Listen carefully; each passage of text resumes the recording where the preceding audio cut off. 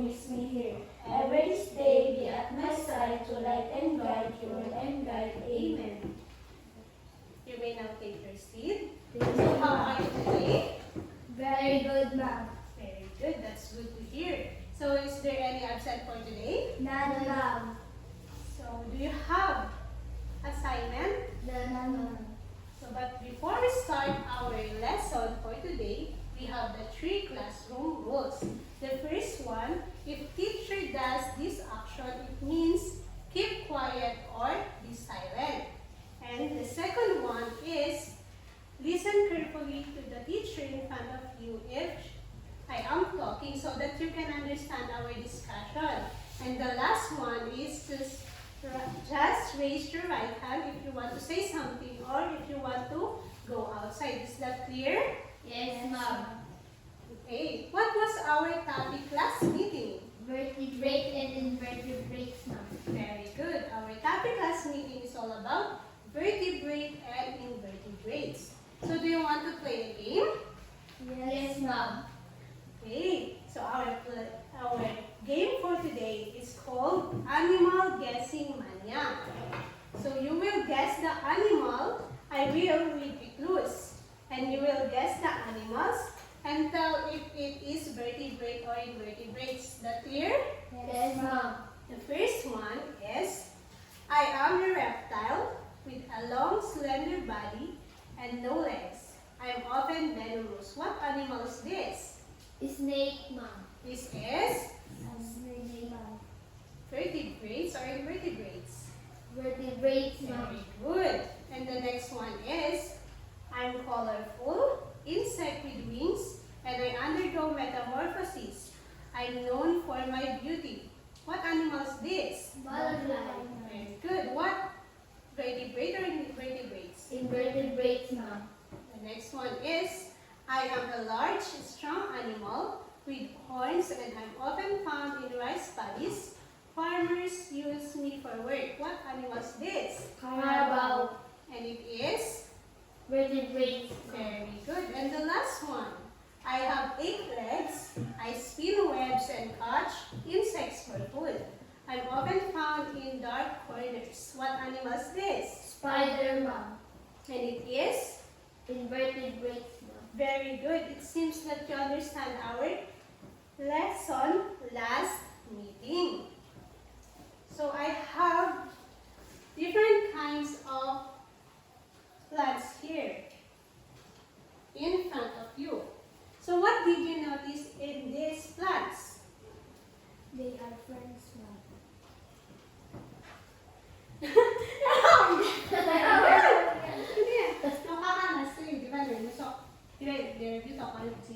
What did you notice in these plants? Idea? Color green. They have different size. Yeah. Last. Okay, the last one. Yeah, the color. So we have different kinds. So I have different kinds of plants here in front of you. So what did you notice in these plants? They are color green. Yes, they are colored green. What else? They have different Yes, they have different size, but they are different plants too. So these plants are, do they have flowers? No, ma'am. Yes, they do not have flowers. And these plants, and the next one is, what about these plants? Are you familiar with this plant? Yes, ma'am. What we call Pine tree. we usually see them in Baguio. Baguio. Very good. Sino nang nakapunta sa Baguio sa inyo? Ann. Yes. Malamig ba sa Baguio? Yes, ma'am. Oo. May napansin ba kayong flower sa plant na ito? Yes, ma'am. May flower siya? No. May flower ba siya? Wala, ma'am. Oo, wala siyang flower. So these plants have no flowers. So nakaka-attract ba sila ng mga butterflies? No, ma'am. hindi sila naka-attract ng butterflies dahil wala silang flowers. Dahil yung mga butterflies, they love flowers because these flowers they produce their foods, and these are called nectars. So what do you think is our topic for today based on these plants? These are non-flowering plants. So these are non-flowering plants. You are correct. Our topic for today is reproduction of non-flowering plants in sexual reproduction. So, but before we start our lesson, we have here our objectives. At the end of the lesson, you learners will be able to identify how non-flowering plants reproduce.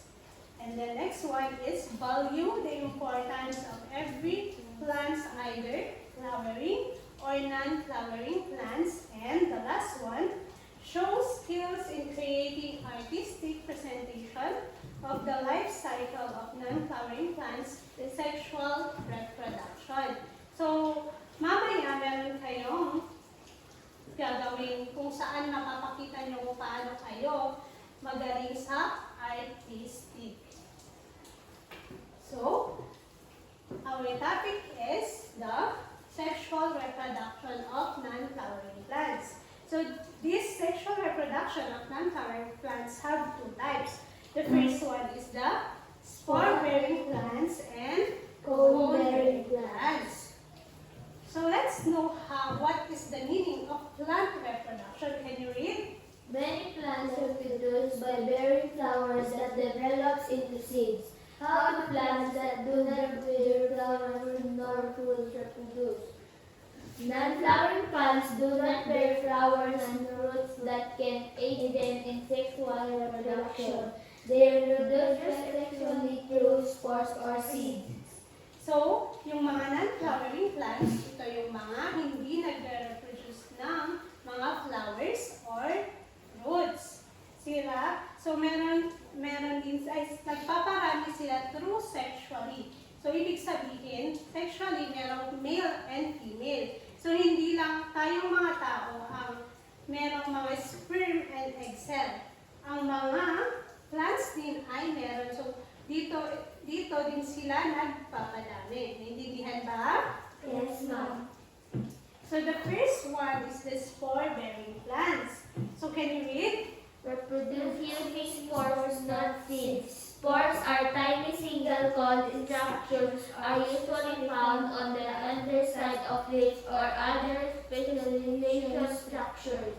So, yung mga spores daw ay natatagpuan sa ilalim ng mga leaves or meron sila sa mga structures sa other plants. So, ang example ng spores ay ganito. Nakakita na ba kayo ng ganito? Yes, ma'am. So, meron ako example dito. So, sa fern, ang example ng spores ay ganito. Nakikita nyo ba? Yes, ma'am. Para silang mga bilog-bilog na maliliit. At dito naman sa moss, meron siyang ganito naman yung itsura. So, meron naman akong example dito.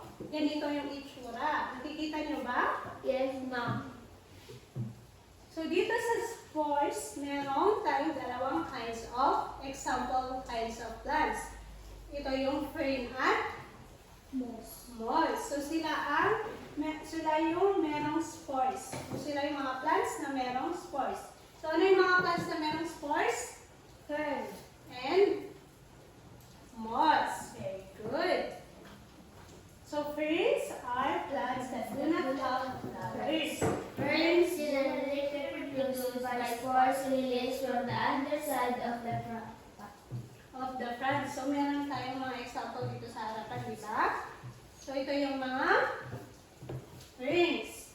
So, saan natin nakikita yung mga ferns? Sa gubat. Sa gubat. Saan pa? Sa farm. Sa farm. So, meron tayong mga iba't ibang klase ng ferns.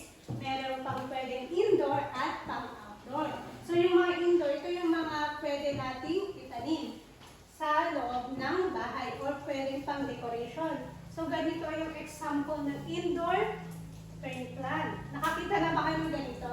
Yes, ma'am. Nagtatanim din ba yung mga magulang nyo ng ganito? Yes, ma'am. Okay. Di ba magandang tignan kung may mga halaman sa loob ng bahay? Yes, ma'am. So, ang mga outdoor ferns naman ay yung mga malalaki. Kagaya ng mga ganito. Nasabi niyo, nakikita niyo sa mga forest, sa mga farms. So, familiar ba kayo sa fern na ito? Yes, ma'am. Ano ang tawag dito? Pakpako. Pakpako, or in English, it is fiddlehead fern. So, nakakain ba ito? Yes, ma'am. Kumakain ba kayo ng ganito? Yes, ma'am.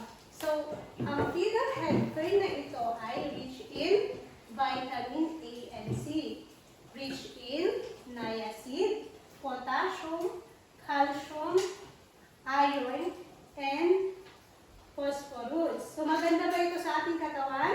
Yes, ma'am. Healthy ba ito?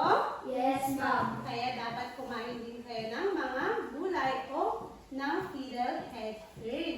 So, sa fern, meron yung mga pwedeng pang decoration sa loob ng bahay, at meron din yung mga nakikita sa labas, at meron syempre din nakakain.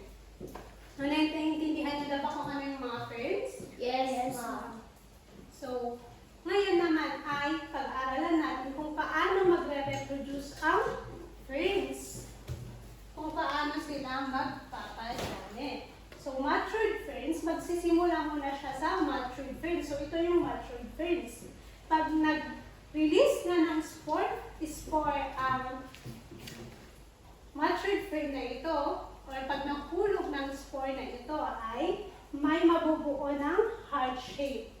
So, ang tawag dito ay prothallus. Ano ang tawag dito? Prothallus.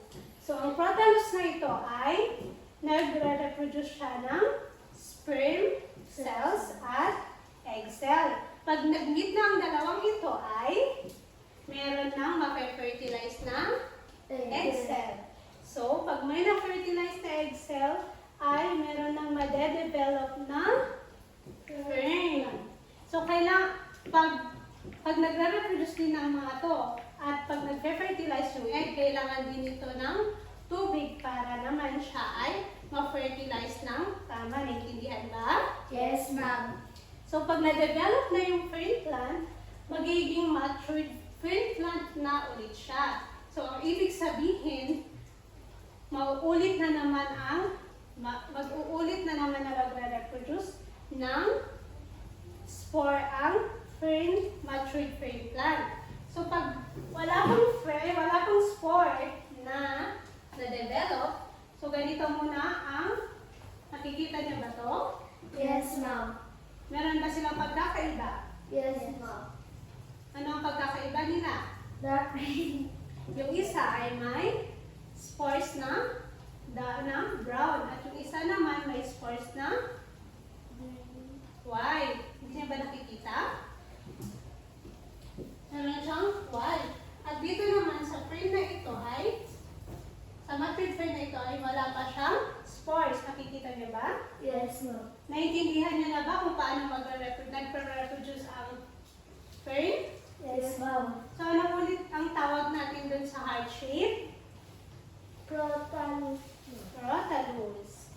So, pag na-develop na ang fern ay magsisimula ulit siyang magre-reproduce ng bagong fern. Intindihan ba? Yes, ma'am. So, ang susunod naman ay ang moths. So, can you read? Grow on the forest floor or branches of trees, with their spore cases growing at the base of their small branches covered by scale-like leaves. Nakakita na ba kayo ng ganito? Yes, ma'am. Saan? Sa mga puno. Very good. Saan ba? Sa mga bato. So, meron tayong example ng moss dito. So, ganito yung itsura niya. So, di ba pure green siya? Yes, ma'am. So, ang spores naman ng mosses ay nasa tuktok dito. So, ito yung mga parang maliliit na stick na merong parang bilog sa taas. So, ngayon naman pag-aralan natin kung paano sila magre-reproduce. So, meron dalawang main stages kung paano magre-reproduce ang moths. Ang una ay ang gametophyte at ang pangalawa naman ay ang sporophyte. So, una naman ay magsisimula naman siya sa matured moss plant. Ang matured moss plant na ito ay nagre-reproduce siya ng male and female. So, hindi lang ang tao ang merong male and female. Siyempre, meron din sa plants. Meron din silang nire-reproduce na sperm and egg cell. Pero, sa tao, kailangan ng intercourse para makabuo ng baby. Pero pag sa mga plants naman ay sila ay naiiba. Naintindihan ba? Yes, ma'am. So, dito naman sa moss, meron siyang nire-reproduce na male and female. Ano ang tawag sa male? Antheridium. At sa female naman ay Archegonium. Nakikita niyo ba? Yes, ma'am. So, ang antheridium na ito ay, ang male ay nag-produce siya ng spermatozoid or sperm na papunta sa female. At pag nag-meet na naman ang egg cell at sperm, meron na namang mape-fertilize na bagong egg. At ang tawag dito ay sporophyte. So, ang sporophyte na ito ay ganito yung itsura. Nakikita niyo ba? Yes, ma'am. So, ganito siya. O, yung mga maliliit na halaman dito. So, ang sporophyte na ito ay, ito yung parang may ulo. So, dito sa loob nito ay merong capsule. Pag yung capsule na ito, nirelease niya ulit yung spore at nagustuhan ng spore yung kanyang environment o kung saan siya nakalocate, ay meron na namang mabubuong bagong moss plant. Pag lumaki na naman ang moss plant na ito, ay siya naman ang magpuproduce ng spore para tumami sila. Naintindihan ba? Yes, ma'am. Okay. Wala ba kayong katanungan? Wala, ma'am. Very good. Are you sure? Yes, ma'am. So the next one, sexual reproduction of non-flowering plants is the cone-bearing plants. So, can you read? After seeds exposed on cones, the cones are composed of woody scales that form diagonal rows with each row overlapping the next. Example are gymnosperm plants. So, saan nyo kaya nakikita yung mga bungang ito? Sa pine tree. Pine tree, very good. So, sa pine tree, meron din siyang female and male cone.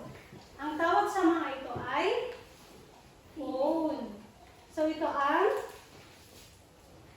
male cone at ito naman yung female cone. Ano ulit ang tawag sa mga ganito? Cone. Cone. So, paano kaya wait lang. So, meron muna tayong mga example ng gymnosperm plants. Para alam ninyo, ito ay yung mga pine trees, cedars, firs, and ginkgo biloba. So, mas familiar kayo sa pine trees. Dahil nasa Balbalasang, nasabi niyo kanina, nasa Baguio, at nasa Talama. So, paano ka nagpaparami yung mga gymnosperm plants? Wala akong dalang cone dahil wala tayong ganito dito. At hindi niya time pa ngayon na magbubunga. Naintindihan ba? Yes, ma'am. So, paano ka nagpaparami ang gymnosperm plants? So, dito naman, nagsisimula siya sa matured adult na pine tree.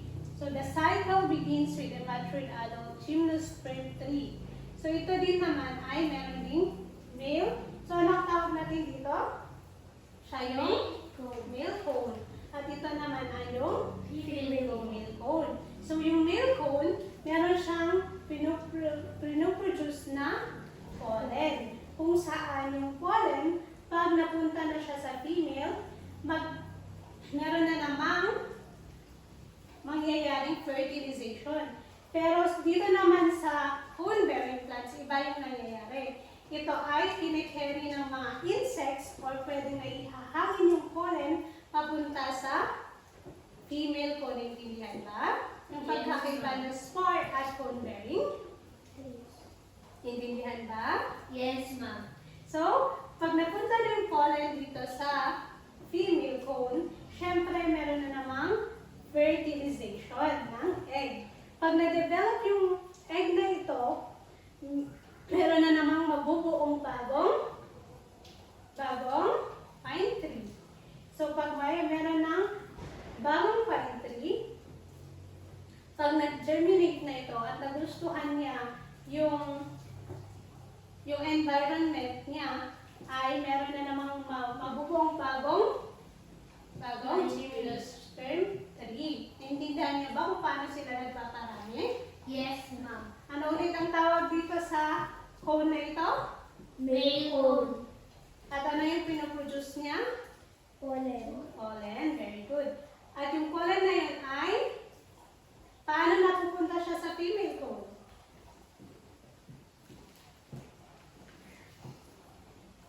Kine-carry siya ng insect at hangin. Papunta sa female cone. Naintindihan niyo na ba?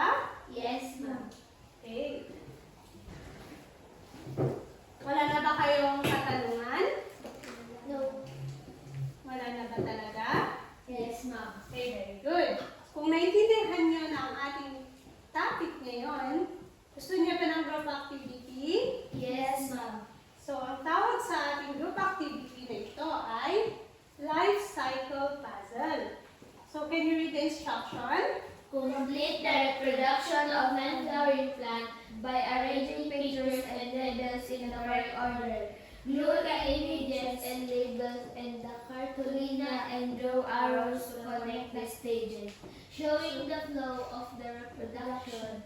Each group present their complete reproduction of non-flowering plants to the class. So, each group, meron akong ibibigay sa inyo na, meron akong i-assign sa inyo na plants. So, ito ay bubuuin nyo kung paano sila nag-reproduce. Meron dito sa loob ng ating sila. Sa loob ng ating hiwagang kahon, meron tayong mga pictures sa loob at mga labels ng plants. At ididikit nyo lang ito at bubuuin. At mag-draw kayo ng arrow papunta sa mga kung paano nag-reproduce yung plant na naka-assign sa inyo. Naiintindihan ba? Yes, At ma'am. pipiliin kayo ng mag-representa sa harap ng inyong nabuong aktibidad. Naiintindihan? Yes, ma'am.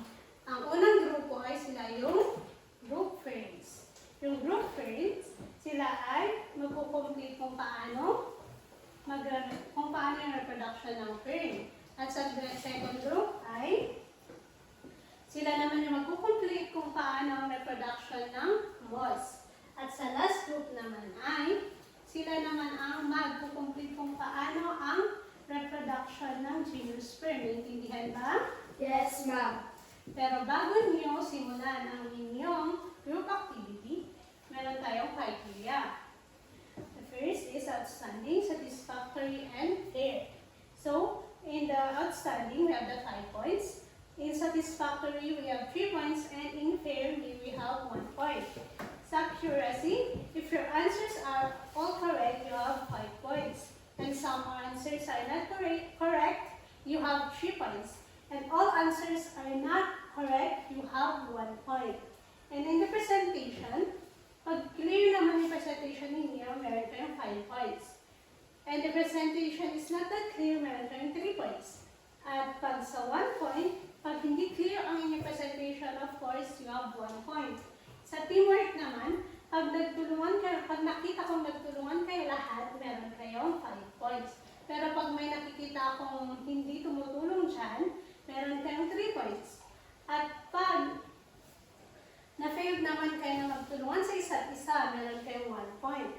The last one, practice. Pag natapos niyo ito, bago yung binigay ko na oras, meron kayong 5 points. Pag hindi niyo, pag natapos niyo naman ito sa binigay kong oras, meron kayong 3 points. At pag hindi nyo naman naitapos ito within the 2 to 5 minutes sa given na oras, ang ibig sabihin ay meron kayong 1 point. Naintindihan ba? Yes, ma'am. So ngayon, pumunta na kayo sa inyong mga kagrupo at tapusin nyo ito in 10 minutes.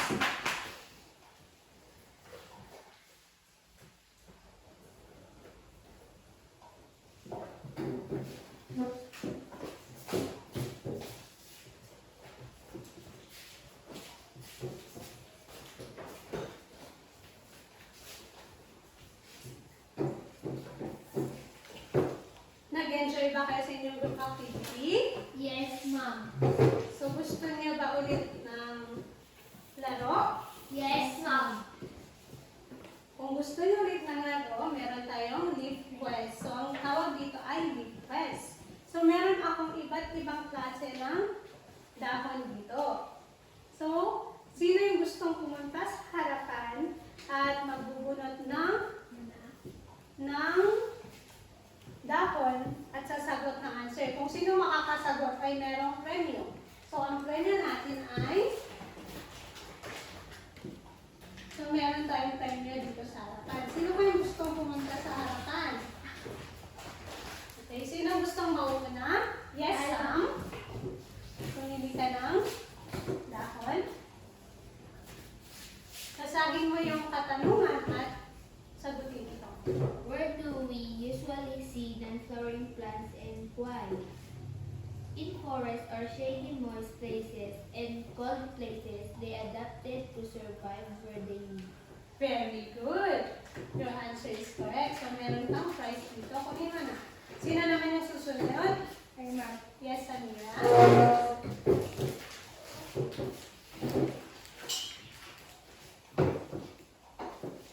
Pakibasa yung tanong at sagutin nyo din ito.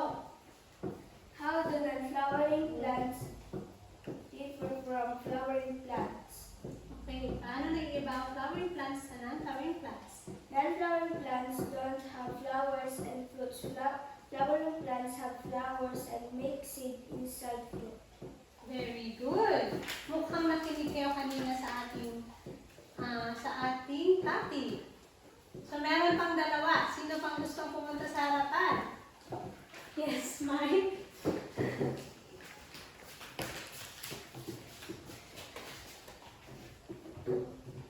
Why is it important to understand the different way how non-flowering plants reproduce? It is important because it helps us to protect these plants. If we know how they reproduce, we can help them grow and keep them from disappearing. Many animals and other plants depend on them. Very good. And the last one, sino naman? Yes, Akira.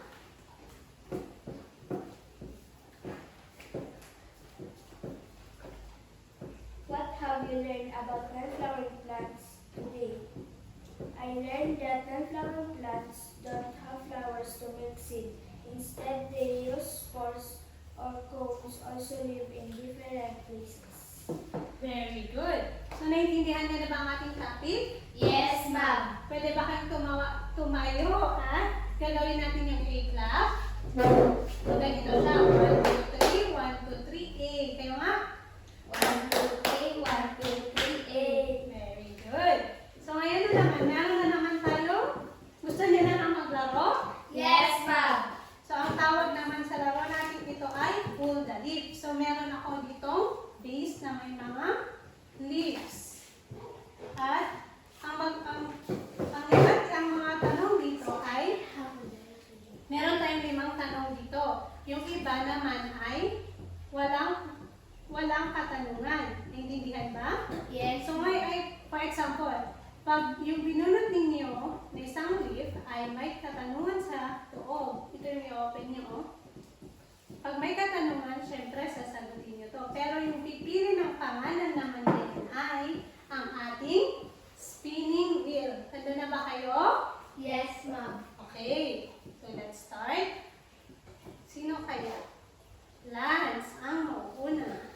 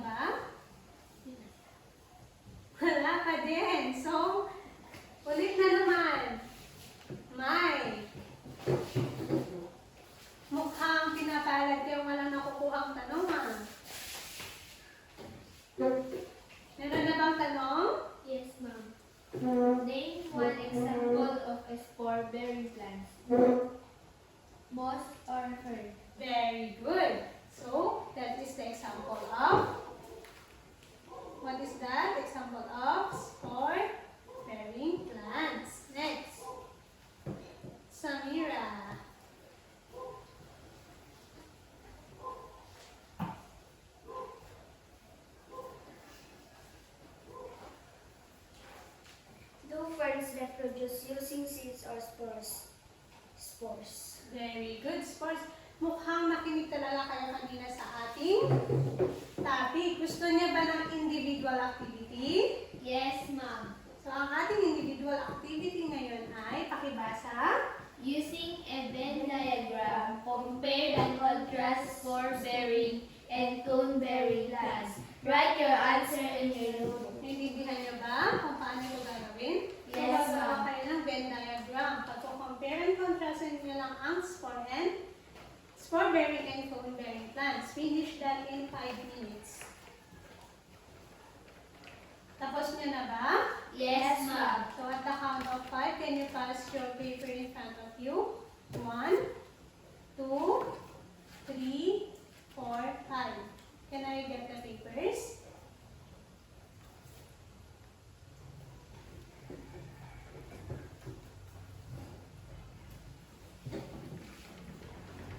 Thank you.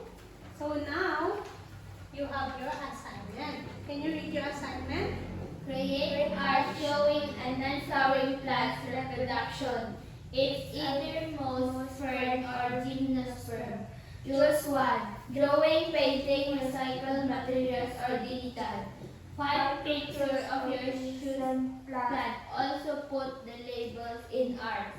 You can put in any bond paper or cardboard, depends on your art. So, sa inyong assignment naman ay pwede kayong pumili ng isang kung paano mag-reproduce ang isang non-flowering plants. Pwede sa moss, pwede sa fern, or gymnosperm. Pwede din kayong pumili kung paano nyo i-create. So, ito yung sinasabi ko kanina na artistic para may pakita nyo kung paano kayo gumawa ng arts. Pwede kayong mag-drawing, pwede kayong mag-painting, or pwede din kayong gumawa ng recycle. Or pwede din ninyong gamitin yung inyong mga phones.